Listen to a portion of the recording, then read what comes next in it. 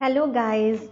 जो last chapter हम लोग खत्म कर चुके थे म्यूचुअल फंड का, उस चैप्टर के बाद म्यूचुअल फंड के बाद अब अगला चैप्टर हमारे सीक्वेंस में आता है कलेक्टिव इन्वेस्टमेंट स्कीम का, जिसे हम लोग प्यार से बुलाते हैं CIS, कलेक्टिव इन्वेस्टमेंट स्कीम।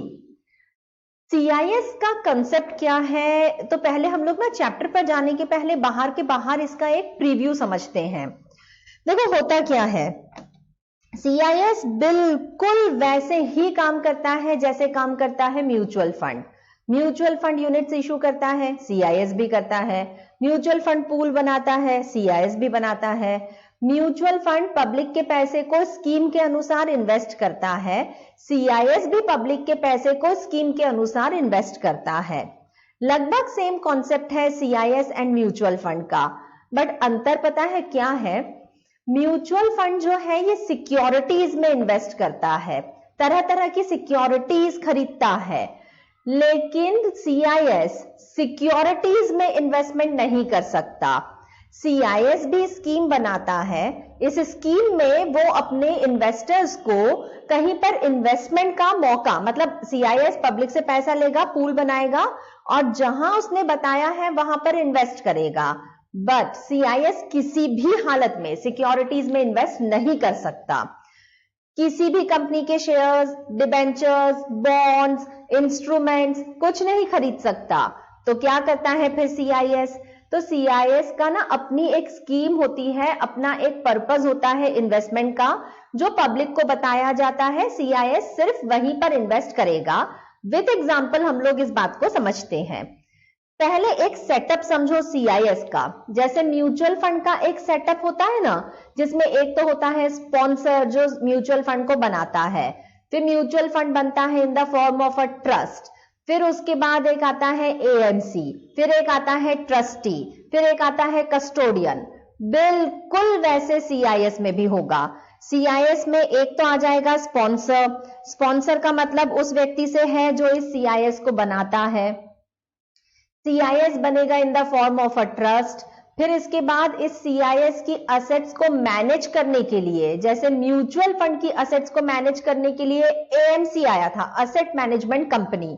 यहां पर आता है CIMC, collective investment management company. Trustee वहां पर भी था, ट्रस्टी यहां पर भी है, क्योंकि म्यूचुअल फंड भी बना था in the form of a trust and CIS भी बन रहा है in the form of a trust. वहां कस्टोडियन था, यहां कस्टोडियन नहीं, जरूरत ही नहीं है, बिकॉज कस्टोडियन का काम होता है सिक्योरिटीज को फिजिकल फॉर्म में अपने पास होल्ड करके रखना। CIS को सिक्योरिटीज में इन्वेस्टमेंट अलाउड ही नहीं है। तो जब इन्वेस्टमेंट ही अलाउड नहीं है फिजिकल फॉर्म में, इलेक्ट्रॉनिक फॉर्म में, किसी भी फॉर्म में नहीं है, तो कस्टोडियन का फिर यहां कोई रोल ही नहीं है। इसीलिए सेटअप में कस्टोडियन नहीं आता। कस्टोडियन इसलिए नहीं बिकॉज CIS सिक्योरिटीज में इन्वेस्टमेंट नहीं कर सकता है। ठीक है, छोटा सा सेटअप है CIS का। इसमें एक तो होता है CIS जो बनेगा in the form of a trust, फिर एक आता है AMC की जगह हमने नाम रखा है अब की बार CIMC। वो असेट मैनेजमेंट कंपनी था, ये कलेक्टिव इन्वेस्टमेंट मैनेजमेंट कंपनी है। ट्रस्टी वहां पर भी था, ट्रस्टी यहां पर भी है। ये हो गया setup of CIS। Collective investment management company schemes बनाती है। स्कीम्स बनाकर पब्लिक के सामने इन स्कीम्स को लॉन्च किया जाता है। पब्लिक पैसा देती है CIS को, बदले में CIS के यूनिट्स इशू किए जाते हैं इन्वेस्टर्स को।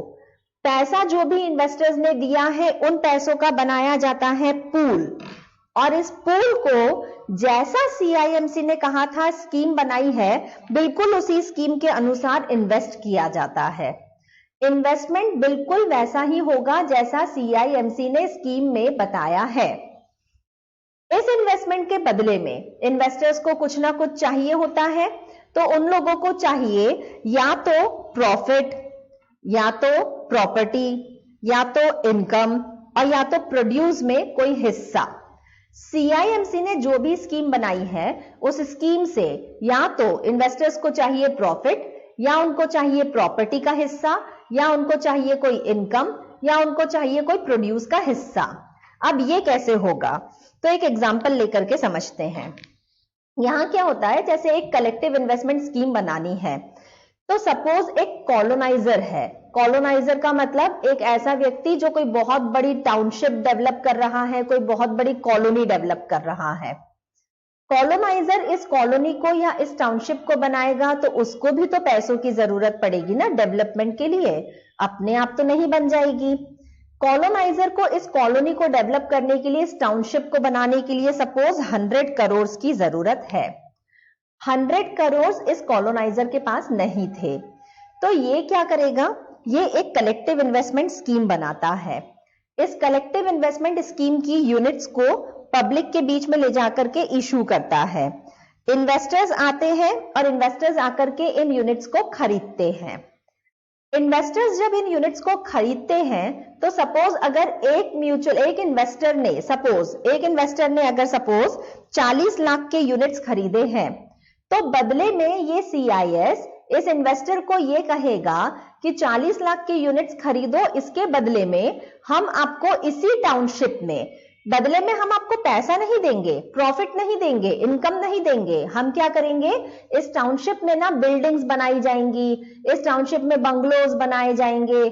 तो 40 लाख रुपए की यूनिट्स अगर आपने हमसे खरीदी है तो इसके बदले में हम आपको एक 1 BHK अलॉट करेंगे।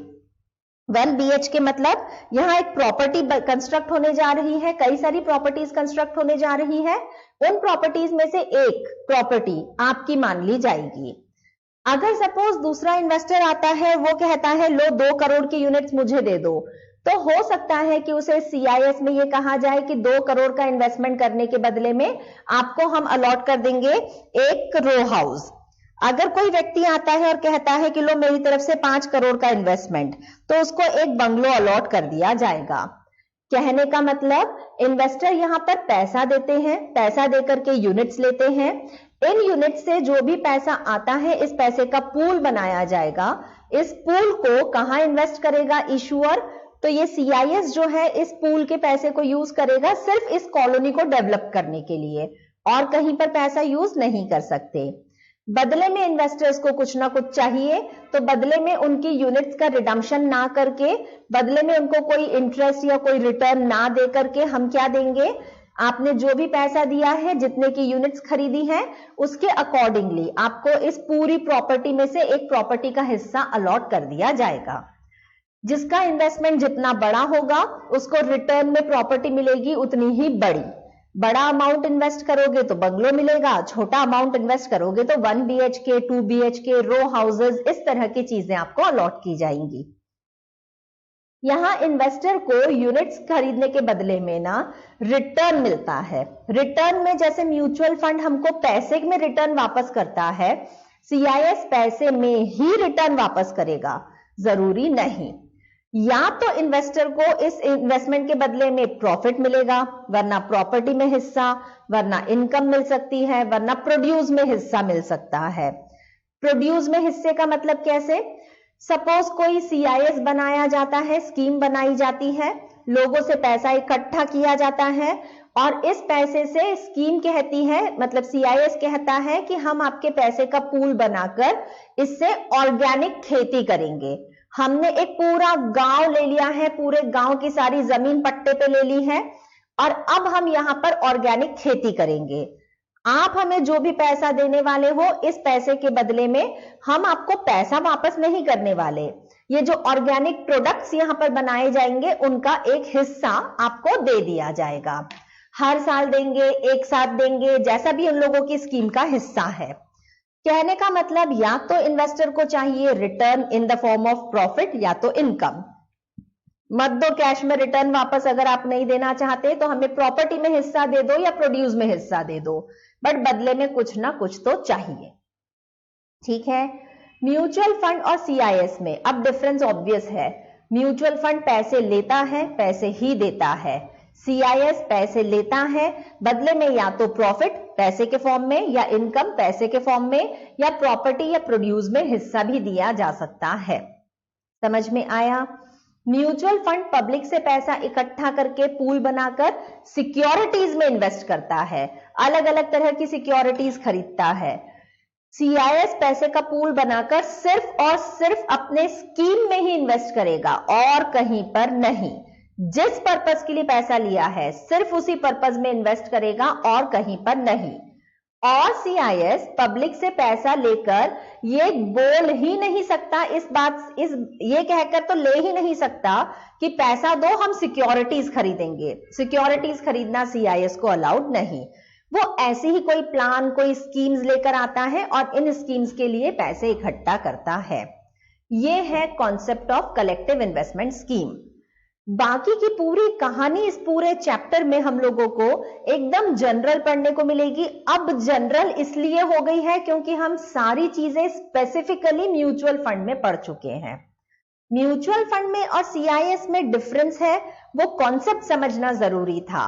बाकी तो सब कुछ सेम है, दोनों का नेचर बिल्कुल सेम है।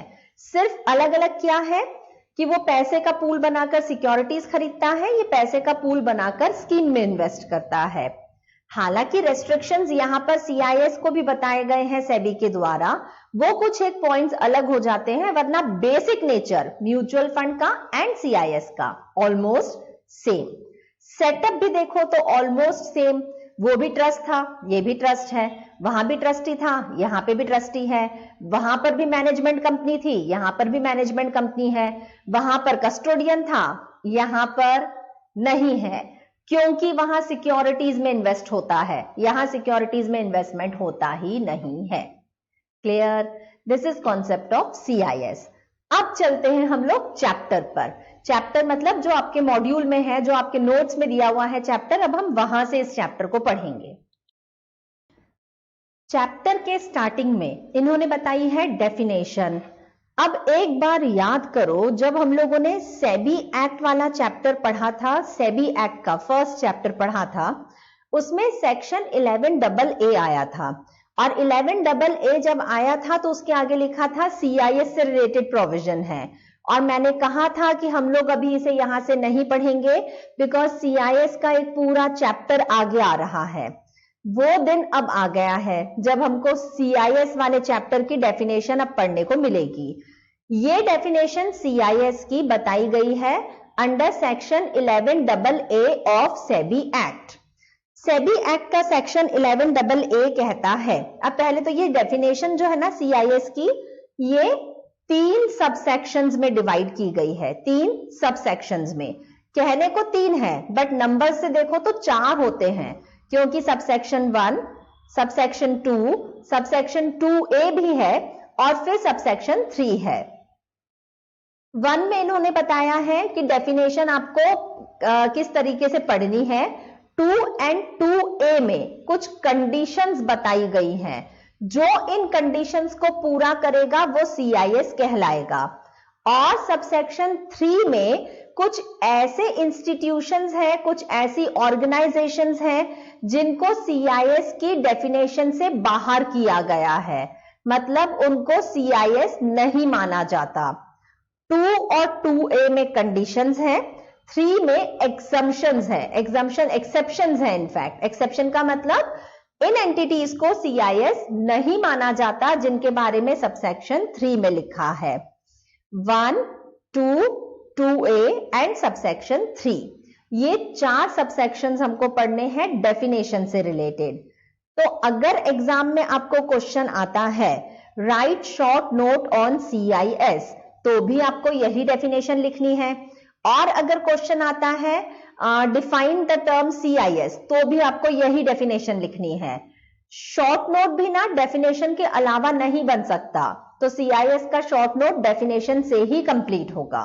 ठीक है, पहुंचो डेफिनेशन पर। सेक्शन 11AA कहता है, 11AA का सबसेक्शन 1 कहता है, ऐसी कोई भी स्कीम या ऐसा कोई भी अरेंजमेंट जो सबसेक्शन 2 या सबसेक्शन 2A की कंडीशंस को सेटिस्फाई करता है, तो वो कहलाएगा कलेक्टिव इन्वेस्टमेंट स्कीम। ऐसी कोई भी स्कीम, ऐसा कोई भी अरेंजमेंट जो सबसेक्शन 2 या सबसेक्शन 2A की कंडीशंस को सेटिस्फाई करे, तो हम उसको कहेंगे CIS। मतलब CIS बनने के लिए सबसेक्शन 2 या सबसेक्शन 2A दोनों को एक साथ नहीं, और वर्ड लिखा है, और या तो सबसेक्शन 2A की कंडीशन को पूरा करें तो हम कहेंगे कि ये एक CIS है। ठीक है, प्रोवाइडेड दैट करके लिखा है। प्रोवाइडेड दैट में लिखा है अगर कोई ऐसी स्कीम है, कोई ऐसा अरेंजमेंट है जो कि सेबी के पास एज अ CIS रजिस्टर्ड नहीं, सेबी के पास एज अ CIS रजिस्टर्ड नहीं, या फिर ऐसी कोई स्कीम जिसको सबसेक्शन 3 में एग्जम्प्ट नहीं किया गया है। ऐसी कोई स्कीम जो सबसेक्शन 3 में एग्जम्प्ट है चलेगा, बट सबसेक्शन 3 में अगर उस स्कीम का नाम नहीं लिखा है मतलब वो एग्जम्प्ट नहीं है, और वो स्कीम सेबी के पास रजिस्टर्ड भी नहीं है CIS के फॉर्म में, लेकिन उस स्कीम का अगर कॉर्पस का मतलब टोटल फंड जितना उसने इकट्ठा किया है पूल बनाकर, वो अगर 100 करोड़ रुपीस या उससे ज्यादा का है तो उसको हम CIS मान लेते हैं। क्या कॉन्सेप्ट है प्रोवाइडेड दैट का, समझो। अगर किसी स्कीम ने, कोई भी स्कीम, कोई भी अरेंजमेंट जो 2 या फिर 2A की कंडीशन को पूरा कर दे तो हम उसको CIS बोलते हैं। हो गया, एक स्कीम है, वो स्कीम ना तो 2 की कंडीशन को पूरा कर रही है ना 2A की, मतलब वो CIS नहीं है। चलो ठीक है, CIS नहीं है तो वो सेबी के पास रजिस्टर्ड भी नहीं है, क्योंकि CIS होगी तो रजिस्टर्ड होना पड़ेगा, जब वो CIS है ही नहीं तो रजिस्टर्ड भी नहीं है। हमने सबसेक्शन 3 में जाकर के देखा वो एंटिटी जिसकी हम बात कर रहे हैं जो CIS तो नहीं है इसलिए रजिस्टर्ड भी नहीं है, बट वो एग्जम्प्ट वाली कैटेगरी का भी हिस्सा नहीं है, एग्जम्प्ट वाली कैटेगरी का भी हिस्सा नहीं है। कहने का मतलब ये एग्जम्प्ट तो नहीं थी एग्जम्प्ट, लेकिन 2 और 2A की कंडीशन को पूरा नहीं कर रही थी, तो फिर उसको हमने CIS भी नहीं माना, वो सेबी के पास रजिस्टर्ड भी नहीं है। बहुत अच्छी बात है, अगर नहीं भी रजिस्टर्ड हो तो भी चलेगा, हम आपको CIS मान भी नहीं रहे। लेकिन अगर उस स्कीम के पास टोटल फंड रेज्ड जो उसने पब्लिक से पूल बनाया है वो अगर 100 करोड़ रुपीस या उससे ज्यादा का है, तो सेबी कहता है कि भले ही आप रजिस्टर्ड नहीं हो, भले ही आप कंडीशंस को पूरा नहीं करते हैं, और क्योंकि आप 3 में एग्जम्प्ट नहीं है तो हम आपको CIS मान रहे हैं। अगर वो 3 में एग्जम्प्ट होता तो जरूरत ही नहीं थी इसे मानने की CIS, वो एग्जम्प्ट भी नहीं है, कंडीशंस पूरी नहीं कर रहा है, सेबी के पास रजिस्टर्ड नहीं है, लेकिन उसके पास टोटल फंड रेज 100 करोड़ या उससे ज्यादा का है, तो आप भले ही कंडीशंस पूरी मत करो, भले ही आप इस क्राइटेरिया में नहीं आ रहे हो, बट हम आपको CIS मान लेंगे। Deemed to be a CIS, word लिखा है deemed to be a CIS, मतलब आप चाहो या ना चाहो हम आपको CIS मान रहे हैं। ये है कॉन्सेप्ट CIS का। सबसेक्शन 1 ही पढ़ा है अभी, 2 और 2A एंड 3 तो भी बचा है। 1 में लिखा है, 2 पैराग्राफ्स है, पहले पैराग्राफ में लिखा है ऐसी कोई भी स्कीम, ऐसा कोई भी अरेंजमेंट जो 2 या 2A की कंडीशन को पूरा करता है वो CIS है। अगर कंडीशन पूरा करते हो आप CIS हो, लेकिन अगर कोई स्कीम है, कोई अरेंजमेंट है जो सेबी के पास रजिस्टर्ड नहीं है, क्योंकि वो 2 या 2A की कंडीशन को पूरा नहीं करता तो उसको रजिस्टर्ड भी होना जरूरी नहीं था, लेकिन वो एग्जम्प्ट भी नहीं है सबसेक्शन 3 में। एग्जम्प्ट होता तो हम उसके पीछे नहीं पड़ते कि आपको CIS माना जाएगा। एग्जम्प्ट नहीं है, कंडीशंस पूरी नहीं कर रहा था, CIS होने से बच रहा था, लेकिन क्योंकि उसके पास फंड है, कॉर्पस है 100 करोड़ या उससे ज्यादा का, तो सेबी उसको पकड़ के ले आएगी कि हम आपको CIS मान रहे हैं, deemed to be a CIS। हो गया। सबसेक्शन 2 पर जाओ। 2 में बताई गई है कंडीशंस। अगर इन कंडीशंस को कोई CIS पूरा करता है तो वो CIS है, ये डेफिनेशन पे लिखा हुआ है। कंडीशंस क्या क्या है? पहली शर्त सबसेक्शन 2 की कि जो भी कंट्रीब्यूशन किया गया है इस कंट्रीब्यूशन का पूल बनाया जाएगा और इसे यूज किया जाएगा solely for the purpose of scheme और अरेंजमेंट।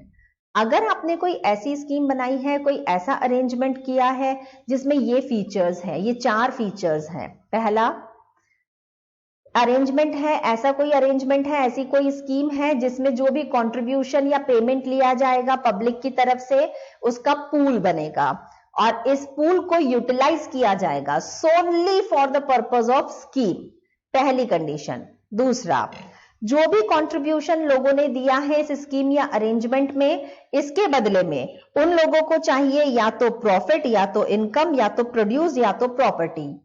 ये प्रॉपर्टी या तो होगी मूवेबल या तो होगी इमूवेबल। कहने का मतलब इन्वेस्टर्स को इस इन्वेस्टमेंट के बदले में कुछ ना कुछ चाहिए, कुछ ना कुछ में या तो आप प्रॉफिट दे दो, या तो इनकम दे दो, या तो प्रोड्यूस दे दो, या तो प्रॉपर्टी दे दो। प्रॉपर्टी मूवेबल हुई चलेगा, इमूवेबल हुई तो भी चलेगा। नेक्स्ट पॉइंट, तीसरी कंडीशन, ये जो भी कंट्रीब्यूशन मिला है पब्लिक की तरफ से, इस कंट्रीब्यूशन को, इस पूल को मैनेज किया जाएगा ऑन बिहाफ ऑफ इन्वेस्टर्स। मतलब जो भी पैसा मिला है ये एक तो अलग अलग नहीं रखा जाएगा, पूल बनेगा, और दूसरा इसे मैनेज किया जाएगा ऑन बिहाफ ऑफ इन्वेस्टर्स, और मैनेज करने वाली यहां पर CIMC होती है। एंड लास्ट पॉइंट, इन्वेस्टर्स का डे टू डे बिजनेस पे कोई कंट्रोल नहीं होता है। अगर ये 4 फीचर्स मिल रहे हैं किसी स्कीम में, किसी अरेंजमेंट में, तो हम ये मानेंगे जैसे कि ये CIS है। कौन से 4 फीचर्स? पहला पॉइंट, जो भी कंट्रीब्यूशन दिया गया है इस कंट्रीब्यूशन का पूल बनेगा और इस पूल को यूटिलाइज किया जाएगा solely for the purpose of scheme. दूसरा पॉइंट, इन्वेस्टर्स ने पैसा दिया है तो बदले में उनको उम्मीद है कि उनको कोई इनकम, या तो कोई प्रॉफिट, या तो कोई प्रॉपर्टी, या तो कोई प्रोड्यूस मिले। प्रॉपर्टी या तो मूवेबल या तो इमूवेबल, जो भी है। तीसरा पॉइंट, पैसे को मैनेज किया जाता है on behalf of investors. And चौथा पॉइंट, ये इन्वेस्टर्स का डे टू डे ट्रांजैक्शंस पे कोई कंट्रोल नहीं होगा। अगर ये चारों कंडीशंस पूरी हो जाती हैं तो हम मान लेंगे जैसे कि ये CIS है। ठीक है। नेक्स्ट पॉइंट, 2A में भी कंडीशन स्पेसिफाइड है। 2A में लिखा है, ऐसी कोई भी स्कीम या अरेंजमेंट मेड और offered by any person satisfying the conditions. तो फिर मान लेंगे जैसे कि ये CIS है। अब इसका क्या बोलूं मैं, ऐसी कोई भी स्कीम या अरेंजमेंट जो किसी भी व्यक्ति के द्वारा दिया गया है, लेकिन अगर वो इन कंडीशंस को पूरा कर रहा है तो हम मान लेंगे in accordance with the regulations, लिखा है in accordance with the regulations made under this act, तो हम मान लेंगे जैसे कि वो भी CIS है।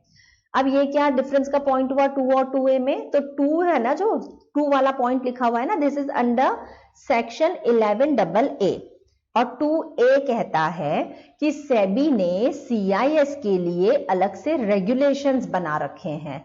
जैसे हर इंटरमीडिएरी के लिए रेगुलेशंस थे ना, SEBI merchant banker regulation, SEBI underwriter regulation, वैसे ही बने हैं सेबी CIS रेगुलेशंस।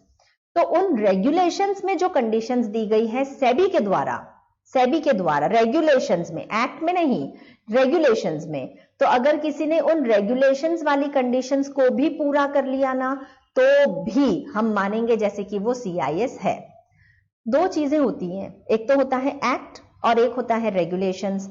तो एक्ट में तो लिखा है सेक्शन 11AA की डेफिनेशन, जिसको हम लोग पढ़ ही रहे हैं। 11AA में सबसेक्शन 2 में उन्होंने कंडीशन बता दी है, 4 कंडीशंस हैं, जो इसे पूरा करेगा वो CIS। 2A में इन्होंने लिखा है कि भाई जो 2 वाली कंडीशन को पूरा कर रहा है एक्ट के अनुसार वो तो है ही है CIS, लेकिन सेबी ने रेगुलेशंस भी अलग से बनाए हैं, और जो उसको भी अगर पूरा कर गया तो वो भी माना जाएगा CIS है। ठीक है। लास्ट सबसेक्शन 3 कहता है कि ये कुछ एक एंटिटीज हैं जिन लोगों की लिस्ट हमने यहां पर दी है, जिनके नाम यहां बताए गए हैं, इन एंटिटीज को CIS नहीं माना जाता। हालांकि इन लोगों का काम करने का तरीका, इनका नेचर बिल्कुल वैसा है जैसे CIS का है, वही लोगों से पैसा लेना, पूल बनाना, पर्पस के लिए इन्वेस्ट करना, बदले में कुछ रिटर्न देना, मैनेज करना, इन्वेस्टर्स का इंटरफियरेंस नहीं होता, सारी क्वालिटीज मिल रही हैं, बट फिर भी हम इनको CIS नहीं मानते हैं। इन एंटिटीज को CIS की कैटेगरी में से बाहर रखा गया है, इनको CIS नहीं माना जाता। एक ना बहुत कॉमन फैक्टर मिलेगा इन सारी एंटिटीज के नामों के साथ जिनको अब हम लोग पढ़ने वाले हैं। जिन जिन लोगों को यहां CIS की डेफिनेशन से बाहर किया गया है ना, उनके लिए स्पेशली कोई ना कोई एक्ट अलग से बना है। तो क्योंकि वो उस एक्ट से गवर्न्ड है, भले ही नेचर उनका CIS के जैसा है, बट वो ऑलरेडी किसी एक्ट से रेगुलेटेड है, तो उनको हमने यहां सेबी की डेफिनेशन में इंक्लूड नहीं किया। सेबी ने कहा इनको CIS नहीं माना जाता, इनके ऊपर सेबी का कंट्रोल नहीं रहेगा। किन लोगों को CIS नहीं माना जाता? तो फर्स्ट पॉइंट में जाओ, लिखा हुआ है कोऑपरेटिव सोसाइटीज। कोऑपरेटिव सोसाइटीज भी ऑलमोस्ट वैसे ही काम करती है जैसा CIS का है। वो भी पूल बनाकर पैसे को एक कॉमन पर्पस के लिए यूज करती है, फिर बदले में अपने इन्वेस्टर्स को कुछ ना कुछ रिटर्न दे देती है। लेकिन कोऑपरेटिव सोसाइटी को CIS नहीं माना जाता क्योंकि उसके लिए अलग से एक्ट है। दूसरा, अगर कोई NBFC डिपॉजिट एक्सेप्ट कर रही है तो NBFCs गवर्न्ड बाय RBI है, इनको भी CIS की डेफिनेशन से बाहर किया गया। इंश्योरेंस कंपनीज के लिए तो अलग से अथॉरिटी भी बनी हुई है, इंश्योरेंस को भी CIS नहीं माना जाता। ये पेंशन स्कीम, इंश्योरेंस स्कीम्स जो अलग से गवर्न्ड है बाय ये pension fund and miscellaneous act वाला जो प्रोविजंस एक्ट वाला एक्ट है उससे गवर्न्ड है, तो इनको भी बाहर किया गया। अगर किसी कंपनी ने कंपनीज एक्ट में डिपॉजिट एक्सेप्ट किया है तो that is also exempt from category of CIS। अगर कोई निधि कंपनी है या फिर कोई चिट फंड कंपनी है या फिर कोई म्यूचुअल फंड है, Nidhi company, chit fund company and mutual fund, इन सबको एग्जम्प्ट किया गया है, इनको CIS नहीं माना जाता। म्यूचुअल फंड को तो CIS मान भी नहीं सकते, उसके लिए तो अलग से रेगुलेशंस बने हैं। म्यूचुअल फंड अलग हो गया, CIS अलग हो गया। इसके अलावा लास्ट पॉइंट सबसे अच्छा पॉइंट होता है, ऐसी कोई भी स्कीम या ऐसा कोई भी अरेंजमेंट जिसको सेंट्रल गवर्नमेंट अगर कह दे कि ये CIS नहीं है तो वो CIS नहीं है, सिंपल, खत्म। ठीक है, ये है डेफिनेशन। डेफिनेशन इंपॉर्टेंट है। इंपॉर्टेंट इसलिए नहीं कि ये डेफिनेशन से हमको कुछ हिंट मिल रही है, इंपॉर्टेंट इसलिए है बिकॉज इसी डेफिनेशन के आधार पर दो तरह के क्वेश्चंस बनते हैं। या तो शॉर्ट नोट पूछा जाएगा, वरना पूछेंगे आपसे definition of CIS। Short note पूछा तो भी यही लिखना है, डेफिनेशन पूछा तो भी यही लिखना है। ये क्वेश्चन अगर एग्जाम में आया तो 5 मार्क्स का कम से कम होगा।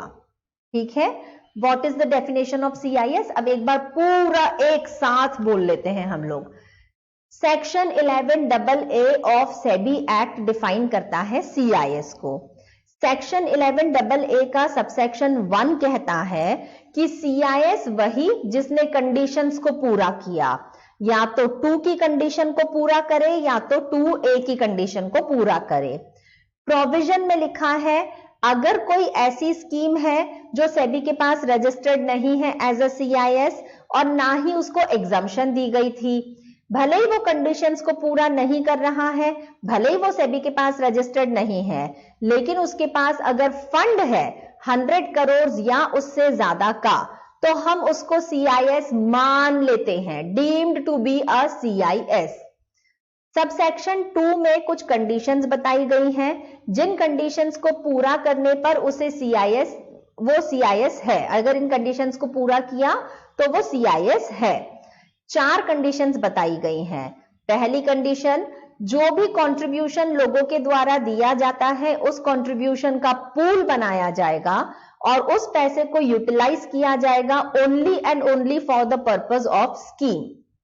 दूसरी शर्त, जब लोगों ने अपना पैसा कंट्रीब्यूट किया तो बदले में उनको उम्मीद थी कि इनको कुछ मिलेगा, या तो मिलेगा in the form of profit, या तो इनकम, या तो प्रोड्यूस, या तो प्रॉपर्टी या तो मूवेबल या तो इमूवेबल।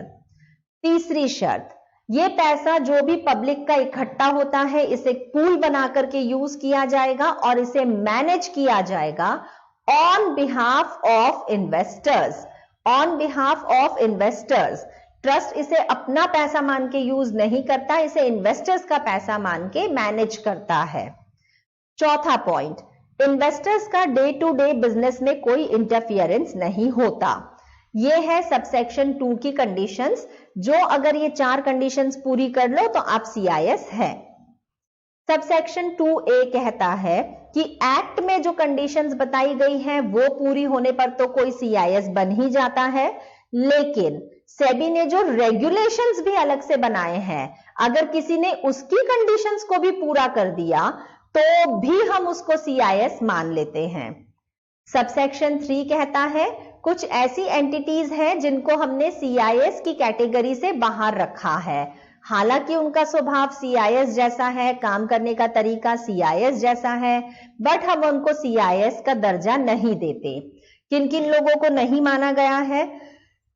तो कोऑपरेटिव सोसाइटीज CIS नहीं, NBFC CIS नहीं, इंश्योरेंस कंपनी CIS नहीं, पेंशन स्कीम CIS नहीं मानी जाती, Nidhi companies, chit fund companies, mutual funds and ऐसी कोई भी स्कीम या अरेंजमेंट जिसको सेंट्रल गवर्नमेंट ने कह दिया ये CIS नहीं है तो वो CIS नहीं है।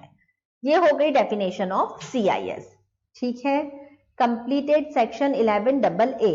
11AA सेबी एक्ट वाले चैप्टर में भी था, वहां से हमने छोड़ा था, आज हमने इसे यहां पर कंप्लीट कर लिया है। तो अब एक काम करना, वो सेबी वाले चैप्टर के जो नोट्स है ना, उसमें जो सेक्शन 11AA लिखा हुआ था, वहां हमने लिखा था बाद में पढ़ेंगे लेटर करके लिखा होगा, वहां अब डबल टिक कर लेना। डबल टिक का मतलब हम इसे पढ़ चुके हैं। नेक्स्ट पॉइंट पर जाओ। नेक्स्ट पॉइंट पर इन्होंने डेफिनेशन बताई है कलेक्टिव इन्वेस्टमेंट मैनेजमेंट कंपनी की। अच्छा, नाम में ही वर्ड लिखा है collective investment management company. Company का मतलब company registered under companies act. तो अगर कोई CIMC बनना चाहता है तो CIMC बनने के लिए पहली बात तो उसको रजिस्टर्ड होना पड़ेगा, कंपनी इनकॉर्पोरेटेड होना पड़ेगा under companies act. Companies act में इनकॉर्पोरेटेड कंपनी होती है। एंड दूसरा, ये रजिस्टर्ड होगा विथ सेबी। इसलिए रजिस्टर्ड होगा क्योंकि ये लोग इंटरमीडियरीज होते हैं।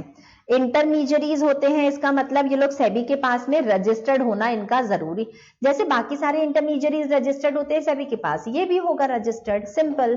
ठीक है, एंड इसका पर्पस क्या होगा? तो इसका पर्पस होगा to manage CIS, organize, operate and manage CIS। खत्म। CIMC का मतलब compulsorily a company registered under companies act, दूसरा registered with SEBI also as an intermediary, और जिसका पर्पस है CIS को मैनेज करना। खत्म। अगले पॉइंट पर जाओ। अगला पॉइंट थोड़ा सा डिफिकल्ट पड़ेगा। हाँ, CIMC होता है ना, CIMC ये इंटरमीडियरी है, और इंटरमीडियरी होने के नाते इसको सेबी के पास से लेना पड़ता है सर्टिफिकेट ऑफ रजिस्ट्रेशन। ये बात हमने आज पहली बार पढ़ी क्या? नहीं, इंटरमीडियरीज में पढ़ चुके हैं। सर्टिफिकेट लेने के लिए सेबी के पास एप्लीकेशन देनी पड़ती है, साथ में फीस भी देना पड़ता है। CIMC को अगर नेसेसरी इंफॉर्मेशन मांगी सेबी ने तो वो भी देना पड़ेगा। सेबी सर्टिफिकेट देगा, बिना सर्टिफिकेट के CIMC अपना काम शुरू नहीं कर सकती, और सर्टिफिकेट मेंटेन भी करके रखना है, क्योंकि अगर ये सर्टिफिकेट कैंसिल या सस्पेंडेड तो फिर CIMC अपना काम कंटिन्यू नहीं कर सकती। हो गया CIMC का कॉन्सेप्ट। नेक्स्ट पॉइंट पर जाओ। एप्लीकेशन बाय स्कीम्स और arrangements deemed to be a CIS। Word लिखा है clearly, deemed to be a CIS। अब याद करो, हमने पढ़ा था ना सबसेक्शन 1 का प्रोविजो था, जहां पर लिखा था भले ही वो CIS नहीं है, भले ही कंडीशंस को पूरा नहीं कर रहा है, बट उसके पास में 100 करोड़ या उससे ज्यादा का कॉर्पस है और वो एग्जम्पशन वाली लिस्ट में नहीं आता, तो हम उसको CIS मान रहे हैं, deemed to be a CIS। अगर हमने किसी को डीम्ड कर लिया है एज अ CIS, तो वो अभी तक तो रजिस्टर्ड नहीं था सेबी के पास, बट वो अब CIS मान लिया गया है। तो यहां आगे 2 क्लॉजेस मिलेंगे, दोनों में यही लिखा है कि आप तब रजिस्टर्ड नहीं थे चलेगा, लेकिन अब रजिस्टर्ड होना कंपलसरी है। तो अगर कोई पर्सन या कोई भी पर्सन जो कि इस तरह का कोई CIS लॉन्च करना चाहता है, कोई भी पर्सन, कोई भी स्पॉन्सर लॉन्च करना चाहता है कोई स्कीम या अरेंजमेंट जो deemed to be a CIS होगा, तो लिखा है उसे एप्लीकेशन देना पड़ेगा सेबी के पास में for grant of certificate of registration as a CIMC. इसलिए क्योंकि सीआईएस को तब तक आप स्टार्ट कर ही नहीं सकते जब तक आप पहले कंपनी फॉर्म में आकर के सीआईएमसी बन के अपना सर्टिफिकेट ना ले ले। कहने का मतलब सीआईएमसी, सीआईएस जो ट्रस्ट फॉर्म में बना है, इसे अल्टीमेटली चलाने वाला कौन है? ट्रस्ट तो आर्टिफिशियल पर्सन है, अल्टीमेटली चलाने वाला सीआईएमसी है। जो कोई एक स्कीम को लॉन्च करना चाहता है और इस स्कीम को मैनेज करना चाहता है, तो अगर आप मैनेज करना चाहते हो और ये स्कीम ऐसी है जिसे deemed to be a CIS माना जाएगा, तो सबसे पहले तो आपको जाना पड़ेगा सेबी के पास से सर्टिफिकेट लेने टू एक्ट एज अ सीआईएमसी। क्योंकि ये डीम्ड है तो आपको पहले सर्टिफिकेट लेना पड़ेगा, वरना आप ये स्कीम लॉन्च नहीं कर सकते। ठीक है। हाउएवर आगे लिखा हुआ है, हाउएवर करके इन्होंने लिख दिया है कि अगर सपोज ये स्कीम जिसको हम मान रहे थे कि ये सीआईएस है, अगर ये किसी पर्टिकुलर एक्ट में, किसी पर्टिकुलर लॉ में एग्जम्प्ट है, तो सेबी कहती है ठीक है फिर मत आना हमारे पास।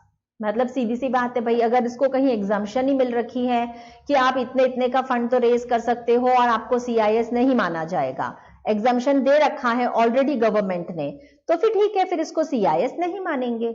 इसको कहीं एग्जम्पशन भी नहीं है, 100 करोड़ या उससे ज्यादा का फंड लेकर बैठा है, deemed to be a CIS है, तो ये सीआईएस बनाओ उसके पहले आपको सीआईएमसी का सर्टिफिकेट सेबी के पास से लेना कंपलसरी है। ठीक है।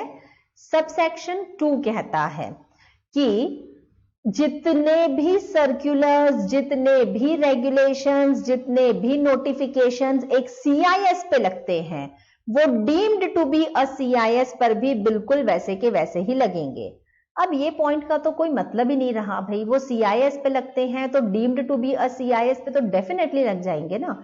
वो भले ही डीम्ड है बट है तो अल्टीमेटली सेबी की नजरों में सीआईएस, तो जो बातें सीआईएस को कंप्लाई करनी पड़ती है वो सब डीम्ड वालों को भी कंप्लाई तो करनी पड़ेगी। सिंपल, खत्म हो गया। अगले पॉइंट पर जाते हैं। अगला लिखा है procedure where certificate is not granted. तो प्रोसीजर यहां से अलग से पढ़ने की जरूरत ही नहीं है, सीधी सी बात है। सेबी के पास गए थे एप्लीकेशन लेकर के कि हमको सर्टिफिकेट ऑफ रजिस्ट्रेशन दे दो। सेबी हर किसी को सर्टिफिकेट ग्रांट नहीं करता, सेबी पहले क्राइटेरियाज चेक करता है, देखता है लायक हो या नालायक हो। सेबी को लगा कि इसे सर्टिफिकेट नहीं देना चाहिए, पब्लिक इंटरेस्ट में लगा नहीं देना चाहिए सर्टिफिकेट, तो सेबी ने मना कर दिया। तो अब इफेक्ट क्या होगा? अब इफेक्ट ये होगा कि अब ये सीआईएस लॉन्च हो ही नहीं सकता, ये सीआईएस अपनी कोई स्कीम लेकर आ ही नहीं सकता, क्योंकि सीआईएमसी को सर्टिफिकेट ऑफ रजिस्ट्रेशन मिला ही नहीं है। ठीक है। सेबी के पास एप्लीकेशन लेकर के कंपनी पहुंची कि हमें सीआईएमसी वाला सर्टिफिकेट दे दो, और सेबी ने मना कर दिया।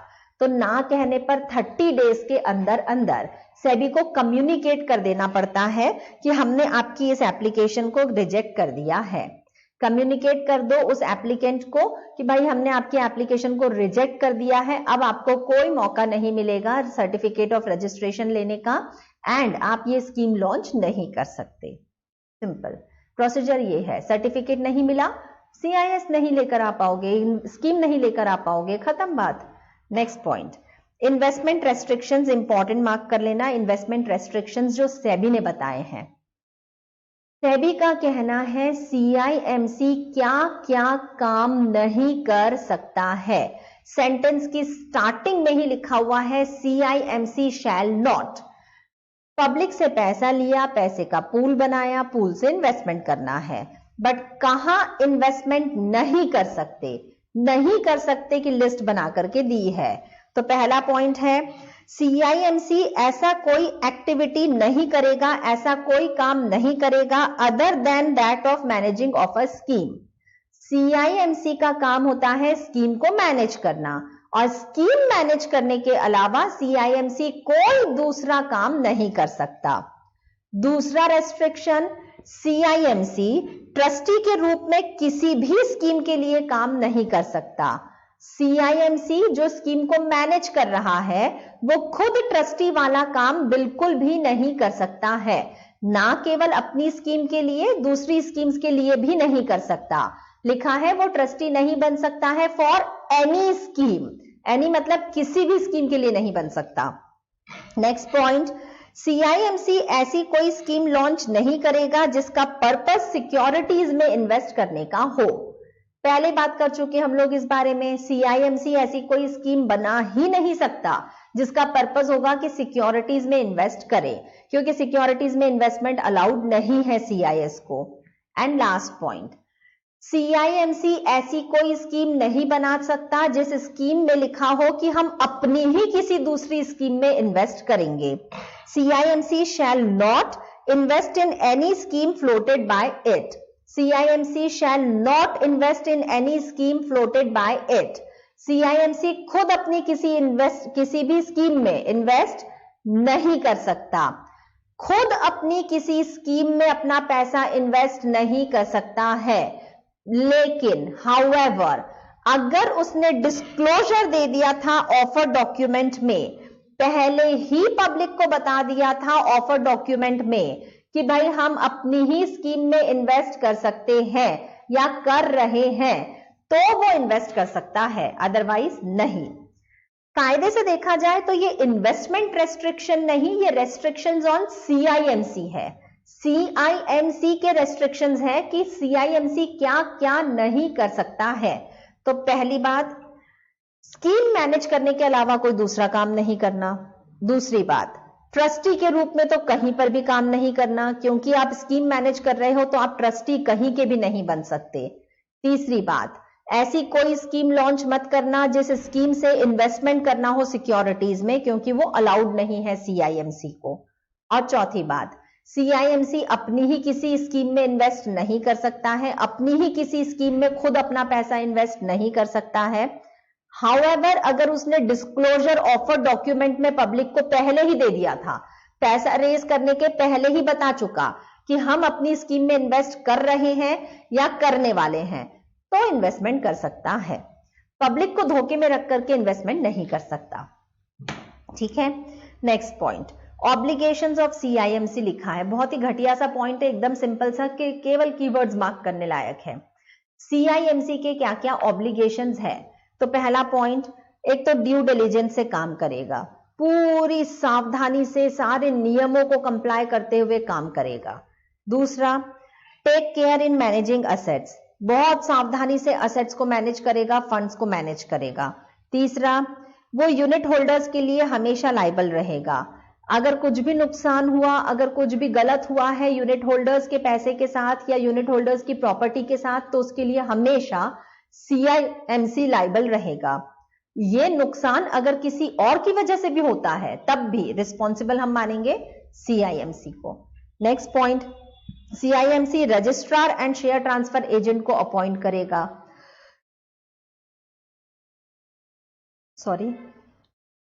Registrar and share transfer agent को क्यों अपॉइंट कर रहे हैं?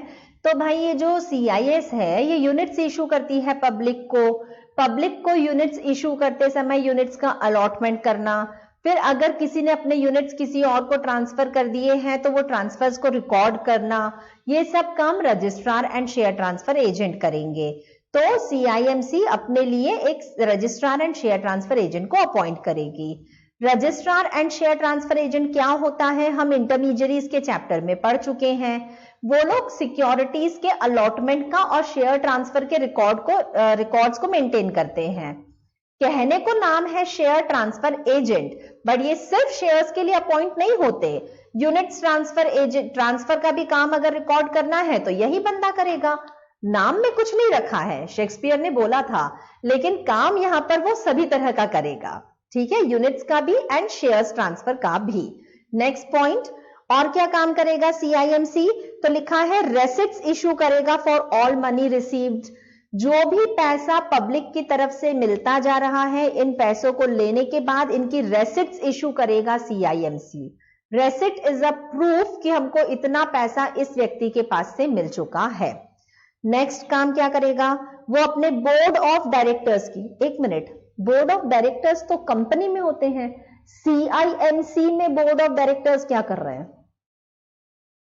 हाँ, CIMC collective investment management company, तो इसके भी तो बोर्ड ऑफ डायरेक्टर्स होंगे ही ना, कंपनी फॉर्म में है। तो CIMC के बोर्ड ऑफ डायरेक्टर्स की मीटिंग कंडक्ट की जाएगी at least twice in every 3 months. Companies act कुछ भी कहता हो, यहां लिखा है हर 3 महीने में कम से कम 2 मीटिंग्स होनी है, तो कम से कम 2 मीटिंग्स तो करना ही पड़ेंगी हर 3 महीने में। नेक्स्ट पॉइंट, एडिक्वेट इंश्योरेंस करवाएगा ये प्रॉपर्टीज का। CIMC की जिम्मेदारी होती है कि वो प्रॉपर्टीज का एडिक्वेट इंश्योरेंस करवाएगा। अब ये क्या चीज है, तो देखो हमने एक एग्जाम्पल लिया था ना अभी कुछ देर पहले, मैंने बताया था स्टार्टिंग में कि एक कॉलोनाइजर है, एक बिल्डर है जो एक पूरी की पूरी टाउनशिप डेवलप कर रहा है, पब्लिक से पैसा लेता है और पैसे का पूल बनाकर वहां पर टाउनशिप डेवलप करेगा और लोगों को उसके बदले में रिटर्न के रूप में या तो किसी को फ्लैट मिलेगा या किसी को बंगलो मिलेगा, डिपेंड करता है अमाउंट ऑफ इन्वेस्टमेंट पर। सपोज उसने बिल्डिंग बनाना शुरू की है, बिल्डिंग में फ्लैट्स बनाना शुरू किए हैं और 10 इन्वेस्टर्स ऐसे हैं जिनको इस बिल्डिंग में फ्लैट्स अलॉट किए जाने हैं क्योंकि उन्होंने यूनिट्स खरीदे थे CIS के। जैसे जैसे ये कंस्ट्रक्शन का काम आगे बढ़ता रहेगा ना, तो CIMC की जिम्मेदारी बनती है कि वो इस प्रॉपर्टी पर प्रॉपर इंश्योरेंस करवा के रखेगा। क्यों भला, तो सपोज अगर ये बिल्डिंग बन रही है, अंडर कंस्ट्रक्शन है, आधे से ज्यादा काम हो चुका है, अचानक से अगर कोई कैलेमिटी हो जाती है जिसकी वजह से ये बिल्डिंग गिर जाती है, तो भाई गिर गई तो अब इंश्योरेंस अगर नहीं है सपोज, तो पैसा भी नहीं मिलना है ना इंश्योरेंस का। अगर इंश्योरेंस नहीं है तो जितना पैसा आपने पब्लिक से लिया था वो आपने यहां लगा करके बिल्डिंग बनानी शुरू कर दी और वो बिल्डिंग कोलैप्स हो जाती है, पैसा भी डूब गया और इन्वेस्टर को फ्लैट भी नहीं मिल रहा, कहीं से तो कॉम्पेंसेट करवाना पड़ेगा ना। तो इन दैट केस हम इंश्योरेंस कवर करवा के रखते हैं ताकि अगर कुछ हुआ प्रॉपर्टी को नुकसान तो एटलीस्ट इन्वेस्टर को पैसा तो इंश्योरेंस कंपनी से मिलेगा। ठीक है, ये है CIMC के ऑब्लिगेशंस, रिपीट करने लायक भी नहीं है, एकदम सिंपल सिंपल से पॉइंट्स हैं। अगले पॉइंट पर जाते हैं, सबमिशन ऑफ इंफॉर्मेशन लिखा है। एक CIMC को समय समय पर कुछ रिपोर्ट्स सबमिट करनी पड़ती है, कुछ इंफॉर्मेशंस देनी पड़ती है तरह तरह के लोगों को, किन किन को क्या क्या इंफॉर्मेशंस जाती हैं। तो फर्स्ट पॉइंट पर लिखा है, एक तो रिपोर्ट सबमिट की जाती है ट्रस्टी को with in 1 month of end of each quarter. Her quarter के एंड हो जाने से 1 महीने के अंदर अंदर एक रिपोर्ट जाती है ट्रस्टी के पास, जिस रिपोर्ट में CIMC बताएगा पूरे क्वार्टर में हमने क्या क्या काम किया। क्वार्टर एंड होने से अगले 1 महीने के अंदर अंदर ये ट्रस्टी को रिपोर्ट गई। दूसरा, एक रिपोर्ट जाती है सेबी के पास। सेबी के पास रिपोर्ट जाती है अबाउट इंटरेस्ट ऑफ डायरेक्टर्स, कितने दिनों में, तो या तो डायरेक्टर के अपॉइंट होने से 15 दिनों के अंदर अंदर या जिस दिन वो इंटरेस्टेड हुआ है वहां से 15 दिनों के अंदर अंदर। ये रिपोर्ट रेगुलर बेसिस पे नहीं जाती, जैसे ट्रस्टी के पास रिपोर्ट तो रेगुलर बेसिस पे जाती है, हर क्वार्टर के एंड होने के 1 महीने में रिपोर्ट पहुंच जाती है, अगला क्वार्टर एंड हुआ फिर 1 महीने में रिपोर्ट पहुंच जाएगी। लेकिन ये जो सेकेंड रिपोर्ट की बात हम लोग पढ़ रहे हैं सेकेंड पॉइंट में, जो सेबी के पास जाती है, इस रिपोर्ट को CIMC तब सबमिट करता है सेबी के पास जब CIMC में कोई डायरेक्टर अगर इंटरेस्टेड हो जाता है। कोई डायरेक्टर नया अपॉइंट होता है तो अपॉइंट होते समय अगर डायरेक्टर ने कहा कि मैं इंटरेस्टेड डायरेक्टर हूं, तो जिस दिन वो अपॉइंट होता है वहां से 15 दिनों में सेबी को इन्फॉर्म कर देना कि ये डायरेक्टर नया आया है और ये इंटरेस्टेड डायरेक्टर है। कोई डायरेक्टर जो पहले से अपॉइंटेड है हमारे बोर्ड पर, पहले इंटरेस्टेड नहीं था, अब इंटरेस्ट आ गया है उसका, तो इन दैट केस जिस दिन वो इंटरेस्टेड हो जाता है ना, वहां से अगले 15 दिनों में इन्फॉर्म कर देना। इंटरेस्टेड हो जाने से 15 दिनों में, वरना जिस दिन कोई डायरेक्टर अपॉइंट किया जाता है और अगर वो इंटरेस्टेड है तो उसके 15 दिनों में, अपॉइंटमेंट के 15 दिनों में। ठीक है, नेक्स्ट पॉइंट में इन्होंने बताया है कॉपी ऑफ बैलेंस शीट जाती है, P&L अकाउंट जाता है, यूनिट होल्डर्स को भेजा जाएगा with in 2 months of end of financial year. मतलब रिपोर्ट देखा जाए तो 3 लोगों के पास में रिपोर्टिंग के प्रोविजंस यहां बताए हैं। ट्रस्टी को हर क्वार्टर एंड होने के 2 महीने में खबर करना, सेबी को तब खबर करना जब कोई इंटरेस्टेड है डायरेक्टर, और यूनिट होल्डर्स को तो बताना ही पड़ेगा ना भाई, यूनिट होल्डर्स का ही पैसा लगा हुआ है, तो उनको copy of balance sheet and P&L account भेजो, उनको पता चल जाएगा कितना फायदा हो रहा है, कितना नुकसान हो रहा है, हमारा पैसे कहां कहां इन्वेस्ट हुआ है, क्या ग्रोथ हुई है। तो ये सब बातें इन्वेस्टर्स को बैलेंस शीट एंड P&L से पता लगेगी। कितने दिनों में भेजना है? फाइनेंशियल ईयर एंड होने से अगले 2 महीने के अंदर अंदर। इतना टाइम तो बैलेंस शीट एंड P&L बनाने में भी लग जाता है। ठीक है, 3 जगह रिपोर्टिंग के प्रोविजंस हैं, रिवाइज भी करने की जरूरत नहीं है, इनफैक्ट करने की जरूरत क्या नहीं, हम कर चुके हैं। ठीक है, अगले पॉइंट पर जाओ। अगला है रिलेटेड टू ट्रस्टी। सीआईएमसी पढ़ लिया। इस सेटअप में 2 ही तो लोग आ रहे थे, एक तो सीआईएमसी जो सारा काम मैनेज कर रहा है, हेड ही वही है, मेन वही है, और दूसरा आता है ट्रस्टी। ट्रस्टी का काम यहां पर एग्जैक्टली सेम जैसा हम लोगों ने म्यूचुअल फंड में पढ़ा था। उसका काम यहां सिर्फ इतना चेक करना है कि जैसा सीआईएस ने कहा था क्या बिल्कुल उसी स्कीम के अनुसार पैसे लग रहे हैं, जैसा इन्होंने वादा किया था कि हम रिटर्न देंगे तो क्या इन्वेस्टर्स को सही तरीके से रिटर्न मिल रहा है। इन्होंने कहा था प्रॉपर्टीज इंश्योर्ड होंगी, तो क्या प्रॉपर्टीज सच में इंश्योर्ड है, कहीं ये सिक्योरिटीज में तो इन्वेस्टमेंट नहीं कर रहे हैं, इन्होंने नियमों को, सारे लॉस को कंप्लाई किया या नहीं किया, ये सब चीजें आकर के चेक करने का काम करता है ट्रस्टी। एक तरह से चौकीदार है, एक तरह से मॉनिटर है जो आकर के चेक करेगा कि सब कुछ सही सही चल रहा है या नहीं। ट्रस्टी का काम एग्जैक्टली वैसा जैसा हमने पढ़ा था म्यूचुअल फंड के केस में, लेकिन यहां अलग से भी बताया है, तो एक नजर डाल लेंगे कि ट्रस्टी यहां पर क्या क्या करता है। क्या करता है ट्रस्टी, कैसे काम करता है, ये सब कुछ हम लोग लेंगे अपने नेक्स्ट लेक्चर से।